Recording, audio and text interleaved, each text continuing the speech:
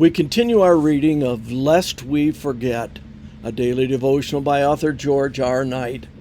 Today's reading, February 11, A People of the Book, Part 1. All Scripture is given by inspiration of God and is profitable for doctrine, for reproof, for correction, for instruction in righteousness. 2 Timothy 3:16.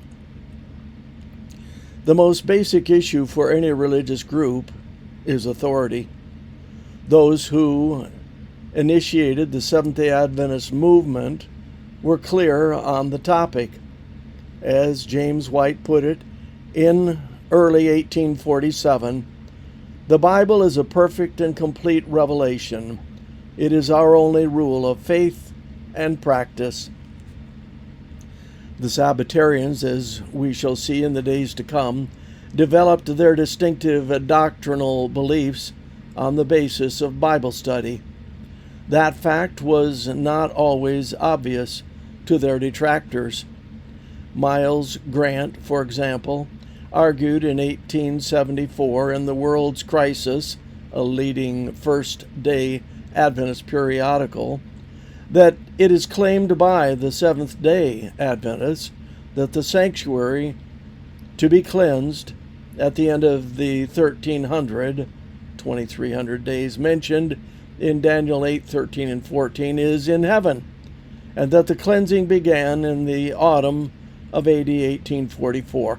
If anyone should ask why they thus believe, the answer would be, the information came through one of Mrs. E.G. White's visions.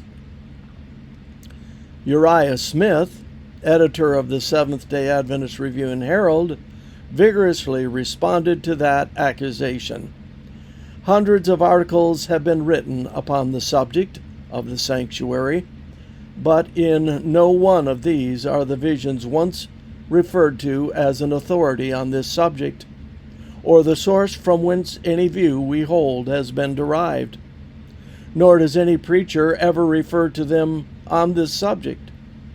The appeal is invariably to the Bible, where there is abundant evidence for the views we hold on this subject. Smith, we should point out, made a statement that any person willing to go back into early Seventh-day Adventist literature can verify or disprove.